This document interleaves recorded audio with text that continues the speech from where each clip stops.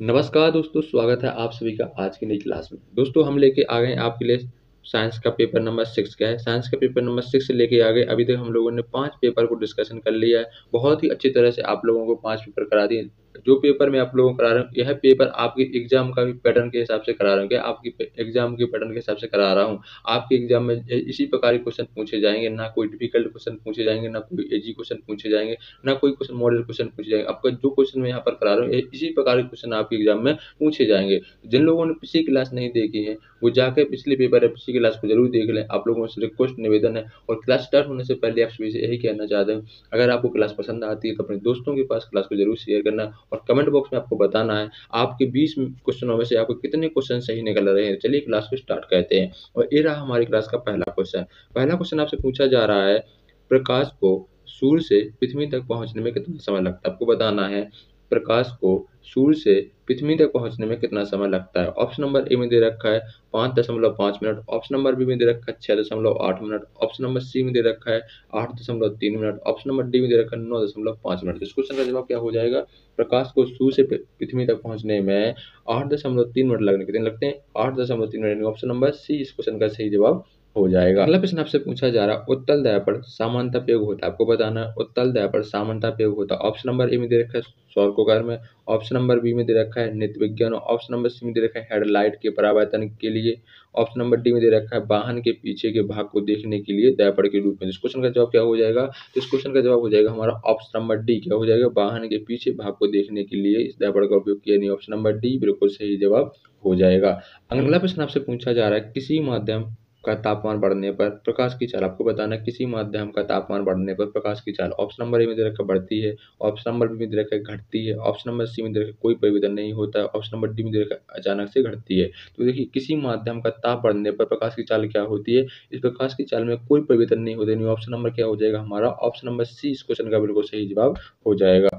अगला प्रश्न आपसे पूछा जा रहा है, ग्रीन हाउस प्रभाव के द्वारा पृथ्वी के वातावरण के गर्म होने का कारण। आपको बताना है ग्रीन हाउस प्रभाव के द्वारा पृथ्वी के वातावरण के गर्म होने का कारण है। ऑप्शन नंबर ए में दे रखा है पराबैंगनी किरण, ऑप्शन नंबर सी में दे रखा है गामा किरण, ऑप्शन नंबर सी में दे रखा है अवरक्त किरण, ऑप्शन नंबर डी में दे रखा है एक्स किरण। तो ग्रीन हाउस प्रभाव के द्वारा पृथ्वी के वातावरण के गर्म होने का कारण क्या है। इस क्वेश्चन का जवाब क्या हो जाएगा हमारा, इस क्वेश्चन का जवाब हो जाएगा ऑप्शन नंबर सी। क्या हो जाएगा, अवरक्त किरण। क्या हो जाएंगे, अवरक्त किरण। ऑप्शन नंबर सी बिल्कुल सही जवाब हो जाएगा।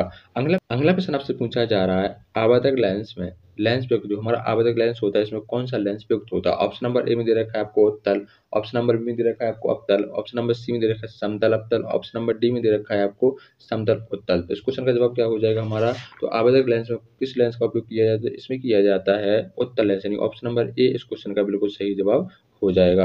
अगला प्रश्न आपसे पूछा जा रहा है, त्वरण है। आपको बताना है त्वरण है। ऑप्शन नंबर ए में दे रखा है आपको बल के विपरीत समानुपाती, ऑप्शन नंबर बी में दे रखा है द्रव्यमान के विपरीत समानुपाती, ऑप्शन नंबर सी में दे रखा है द्रव्यमान के समानुपाती, ऑप्शन नंबर डी में दे रखा है बल के समानुपाती। जो हमारा त्वरण है क्या होता है, तो यह क्या होता है, यह होता है हमारा बल के समानुपाती। ऑप्शन नंबर क्या हो जाएगा, डी इस क्वेश्चन का सही जवाब हो जाएगा। क्या हो जाएगा, ऑप्शन नंबर डी इस क्वेश्चन का सही जवाब हो जाएगा। अगला प्रश्न आपसे पूछा जा रहा है, निम्नलिखित में एकीकृत परिपथ इंटीग्रेटर सर्किट में कौन सा संगठक विकसित नहीं होता। आपको बताना कौन सा संगठक विकसित नहीं होता। ऑप्शन नंबर ए में देखा डायोड, ऑप्शन नंबर बी में देखा टायोड, ऑप्शन नंबर सी में दे रखा है आपको ट्रांसफायर, ऑप्शन नंबर डी में दे रखा है ट्रांजिस्टर। तो आपको बताना है इंटीग्रेटर सर्किट होता है, जो हमारा इंटीग्रेटर सर्किट होता है, उसमें कौन सा संगठक का विकसित नहीं, मतलब कौन सा संगठन विकसित नहीं किया जाता है। इस क्वेश्चन का जवाब क्या होना चाहिए, इस क्वेश्चन का जवाब हो जाएगा हमारा ऑप्शन नंबर सी, यानी ट्रांसफर को विकसित नहीं किया जा सकता। ऑप्शन नंबर सी इस क्वेश्चन का सही जवाब हो जाएगा।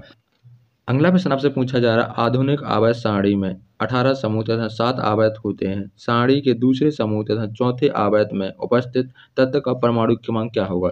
आपको तो पहले पता होना चाहिए, जो हमारे आवर्त सारणी होती है इसमें 18 समूह होते हैं और 7 क्या होते हैं, आवर्त होते हैं। ठीक है, उसमें आपसे पूछा जा रहा है कि दूसरे समूह का चौथे आवर्त में, देखिए जो दूसरा समूह होता है उसका जो चौथा जो हमारा तत्व है उसका आपको परमाणु क्रमांक बताना है कि उसमें कितना परमाणु क्रमांक होता है। देखिए तो जो हमारे दूसरे समूह में क्या क्या आता है, तो बेरिलियम आता है। पहले तो क्या आता है, बेरिलियम आता है। बेरिलियम के बाद हमारा क्या आता है, मैग्नीशियम आता है। क्या आता है, मैग्नीशियम आता है। मैग्नीशियम के बाद क्या आता है, कैल्शियम आता है। कैल्शियम के बाद हमारा क्या आता है, कैल्शियम के बाद हमारा क्या आता है, कैल्शियम के बाद हमारा क्या आता है, कैल्शियम के बाद आता है हमारा स्टोनियम, मतलब एसआर आता है। ठीक है, एसआर के बाद हमारा क्या आता है, बेरिलियम आता है। क्या आता है, बेरिलियम आता है। बेरिलियम के बाद हमारा क्या आता है, रेडियम आता है। क्या आता है, रेडियम आता है। आपको बताना है कि इसका मतलब आपके चौथे आवर्त को आपको क्या निकाल के बताना है कि चौथे आवर्त का कैल्शियम क्या होगा, ये आपसे पूछा है। तो ये हो जाएगा हमारा दूसरा आवर्त, ये हो जाएगा हमारा तीसरा आवर्त, ये हो जाएगा हमारा क्या चौथा आवर्त, क्या हो जाएगा चौथा आवर्त हो जाएगा। तो आपसे क्या पूछा जा रहा था, आपको पूछा जाता है कैल्शियम का क्या पूछा जाता है, कैल्शियम को आपसे पूछा जाता है कि इसका परमाणु क्रमांक क्या होगा। तो कैल्शियम का परमाणु क्रमांक कितना होता है 20, कितना होता है 20 होता है। यानी ऑप्शन नंबर किसमें दे रखा है, तो आपको ऑप्शन नंबर ए में दे रखा है, किसमें दे रखा है ऑप्शन नंबर ए में दे रखा है, यानी ऑप्शन नंबर ए इस क्वेश्चन का बिल्कुल सही जवाब हो जाएगा। अगला प्रश्न आपसे पूछा जा रहा है, निम्नलिखित में से किसकी रेडियोधर्मिता की भौतिक परिमाण की इकाई कहते हैं। ऑप्शन नंबर ए में दे रखा है रेडियन, ऑप्शन नंबर बी में दे रखा है बेकोरल, ऑप्शन नंबर सी में दे रखा है स्टेरेडियन, क्या है स्टेरेडियन, ऑप्शन नंबर डी में दे रखा है केल्विन। इस क्वेश्चन का जवाब क्या हो जाएगा, इस क्वेश्चन का जवाब हो जाएगा हमारा ऑप्शन नंबर कौन सा हो जाएगा, तो ऑप्शन नंबर बी बिल्कुल सही जवाब हो जाएगा। क्या कहते हैं इसको बेकोरल कहते हैं बेकोरल, यानी ऑप्शन नंबर बी बिल्कुल सही जवाब हो जाएगा। अगला प्रश्न आपसे पूछा जा रहा है, ऊष्मा शोषी अभिक्रिया क्या होती है। आपको बताना ऊष्मा शोषी अभिक्रिया क्या होती है। ऑप्शन नंबर ए में दे रखा है वह अभिक्रिया जिसमें ऊष्मा निकर्षित होती है, ऑप्शन नंबर बी में दे रखा है वह अभिक्रिया जिसमें ऊष्मा अवशोषित होती है, ऑप्शन नंबर सी में दे रखा है वह अभिक्रिया जिसमें ना ऊष्मा निकर्षित होती है ना अवशोषित होती है, ऑप्शन नंबर डी में दे रखा है इनमें से कोई नहीं। आपको बताना है ऊष्मा शोषी अभिक्रिया है, तो ऊष्मा शोषी अभिक्रिया वह अभिक्रिया है जिसमें क्या ऊष्मा का क्या होता है अवशोषित होता है। ऑप्शन नंबर क्या हो जाएगा, ऑप्शन नंबर बी हमारा बिल्कुल सही जवाब हो जाएगा ऑप्शन नंबर बी इस क्वेश्चन का सही जवाब हो जाएगा। अगला प्रश्न आपसे पूछा जा रहा है, अक्रिय गैस का आयनन विभाव होता है। आपको बताना है अक्रिय गैस का आयनन विभाव होता है। ऑप्शन नंबर ए में दे रखा है शून्य, ऑप्शन नंबर बी में दे रखा है निम्न, ऑप्शन नंबर सी में दे रखा है उच्च, ऑप्शन नंबर डी में दे रखा है ऋणाभिषेक। आपको बताना अक्रिय गैस का आयनन विभाव क्या होता है, तो इस क्वेश्चन का जवाब हो जाएगा उच्च। क्या होता है उच्च होता है, ऑप्शन नंबर सी बिल्कुल सही जवाब हो जाएगा। अगला प्रश्न आपसे पूछा जा रहा है, आवर्त सारणी में बाएं से दाएं बढ़ने पर तत्वों में डॉट डॉट की संख्या समान रहती है। ऑप्शन नंबर ए में दे रखा है इलेक्ट्रॉनों की, ऑप्शन नंबर बी में दे रखा है प्रोटॉनों की, ऑप्शन नंबर सी में दे रखा है कक्षाओं की, ऑप्शन नंबर डी में दे रखा है न्यूट्रॉनों की। आपसे क्वेश्चन पूछा जाएगा जब आवर्त सारणी में बाएं से दाएं हो जाते हैं तो तत्वों में संख्या क्या समान रहती है। तो इस क्वेश्चन का जवाब हो जाएगा हमारा ऑप्शन नंबर सी में कक्षाओं की संख्या क्या रहती है समान रहती है। ऑप्शन नंबर सी इस क्वेश्चन का बिल्कुल सही जवाब हो जाएगा। अगला प्रश्न आपसे पूछा जा रहा है कि आधुनिक आवर्त सारणी 18 समूह तथा 7 आवर्त से युक्त वह तथ्य है, मतलब जो हमारे आधुनिक आवर्त सारणी जी 18 समूह होते हैं इसमें 7 आवर्त होते हैं जिससे क्या बनी हुई है, ठीक है। अब वह तथ्य है जो चौथे समूह तथा चौथे आवर्त में उपस्थित, आपको बताना है वह तथ्य जो चौथे समूह तथा चौथे आवर्त में उपस्थित है का परमाणु क्रमांक क्या होगा। ऑप्शन नंबर ए में दे रखा है 24, ऑप्शन नंबर बी में दे रखा है 20, ऑप्शन नंबर सी में दे रखा है 22, ऑप्शन नंबर डी में दे रखा है 12। इस क्वेश्चन का जवाब क्या होना चाहिए, तो देखिए आपको बताना है कि आधुनिक आवर्त सारणी के चौथे समूह में जो हमारा चौथा समूह होता है इसमें कौन सा तत्व उपस्थित होता है, इसमें होता है टाइटेनियम। कौन सा होता है टाइटेनियम, टाइटेनियम का परमाणु क्रमांक कितना होता है 22, कितना होता है 22 होता है। किसका होता है, ये होता है हमारा टाइटेनियम, किसका होता है टाइटेनियम का हमारा ये परमाणु क्रमांक होता है, ठीक है। अब उसके बाद जार्को नियम आता है, जार्को नियम का क्या कितना परमाणु क्रमांक होता है, तो जड़ है। जार्को नियम किससे पता कहते हैं जड़ाज, किससे कहते हैं जड़ाज, कितना होता है इसका, तो इसका होता है 40, कितना होता है 40 होता है, कितना होता है 40 होता है। फिर आपसे पूछा जा रहा है फिर उसके बाद क्या आता है हमारा हॉपनियम, क्या आता है हॉपनियम, हॉपनियम का क्या होता है, हॉपनियम का होता है एचएफ, हॉपनियम किससे एचएफ, एचएफ का कितना होता है 72, कितना होता है 72 होता है, ठीक है। अब तथा अब उसके बाद रदरफोर्डियम, रदरफोर्डियम उसी में आता है। तो रदरफोर्डियम क्या हो जाएगा, जो चौथे समूह के तत्व बता रहे हैं आपको, जो चौथे हमारे तत्व होते हैं चौथे समूह में उसके तत्व कौन कौन आ सकते हैं। तो पहला आता है हमारा टाइटेनियम, फिर आता है जार्गोनियम, फिर आता है होपनियम, फिर आता है क्या रदरफोर्ड का कितना परमाणु क्रमांक होता है 104, कितना होता है 104। लेकिन आपसे पूछा जा रहा है वह तत्व जो चौथे समूह चौथे आवर्त में उपस्थित होता है, तो वह तत्व कौन सा होता है, तो वह होता है हमारा कौन सा होता है, कौन सा होता है, वह होता है हमारा टाइटेनियम। कौन सा होता है टाइटेनियम, ऑप्शन नंबर क्या हो जाएगा सी इस क्वेश्चन का सही। टाइटेनियम कितना होता है परमाणु क्रमांक 22, कितना होता है 22, ऑप्शन नंबर सी इस क्वेश्चन का सही जवाब हो जाएगा।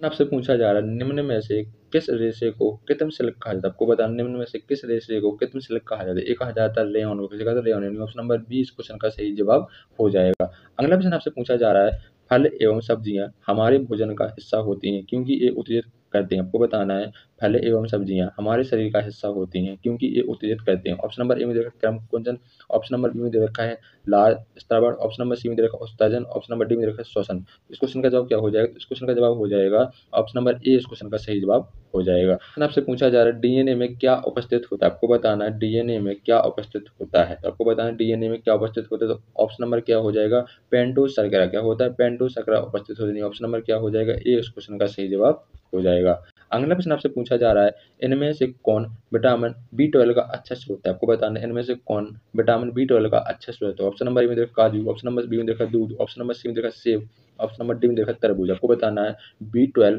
का अच्छा स्रोत बताना है, तो इस क्वेश्चन का जवाब क्या हो जाएगा, इस क्वेश्चन का जवाब हो जाएगा दूध। क्या बी12 का अच्छा स्रोत कौन होता है, दूध होता है।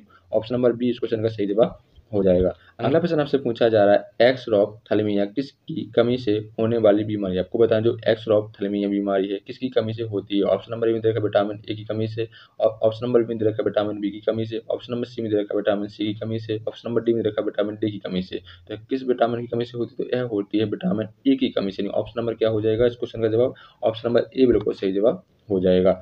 अगला प्रश्न आपसे पूछा जा रहा है निम्नलिखित में से छह रोग के उपचार हेतु क्या उपयोग किया जाता है? आपको बताना निम्नलिखित में से छह रोग के उपचार हेतु क्या उपयोग किया जाता है? ऑप्शन नंबर ए में दे रखा है पेनिसिलिन, ऑप्शन नंबर बी में दे रखा है एस्पिरिन, ऑप्शन नंबर सी में दे रखा है पैरासीटामोल, ऑप्शन नंबर डी में दे रखा है डेटॉल। तो इस क्वेश्चन का जवाब क्या हो जाएगा? इस क्वेश्चन का जवाब हो जाएगा पेनिसिलिन। क्या दे रखा है? पेनिसिलिन। ऑप्शन नंबर ए बिल्कुल सही जवाब हो जाएगा। प्रश्न आपसे पूछा जा रहा है तंत्र बल्क में धब्बे व छेदों का बनना किसके कारण होता है? ऑप्शन नंबर ए में दे रखा है जल में क्लोरीन की उच्च मात्रा से, ऑप्शन नंबर बी में दे रखा है जल में नाइट्रोजन की उच्च मात्रा से, ऑप्शन नंबर सी में दे रखा है जल में फ्लोराइड की उच्च मात्रा से, ऑप्शन नंबर डी में दे रखा है आपको जल में कैल्शियम की उच्च मात्रा से। तो दंत बल्क में धब्बे व छेदों का बनना होता है किसके कारण होता है? तो यह होता है जल में फ्लोराइड की उच्च मात्रा में। ऑप्शन नंबर क्या हो जाएगा इस क्वेश्चन का जवाब? तो ऑप्शन नंबर सी इस क्वेश्चन का बिल्कुल सही जवाब हो जाएगा। तो आज के लिए हम इतना ही रखते हैं। तो हमारे पेपर नंबर 6 क्या है खत्म हो चुका है। इसमें आपको मैंने 20 क्वेश्चन कराए हैं साइंस के। आप लोगों को कमेंट बॉक्स में बताना है आपके कितने 20 में से क्वेश्चन सही निकले हैं। सभी लोग अपने कमेंट बॉक्स में नंबर बताते चलेंगे। हम लोग मिलते हैं नई प्रैक्टिस सेट के साथ। Thanks for watching.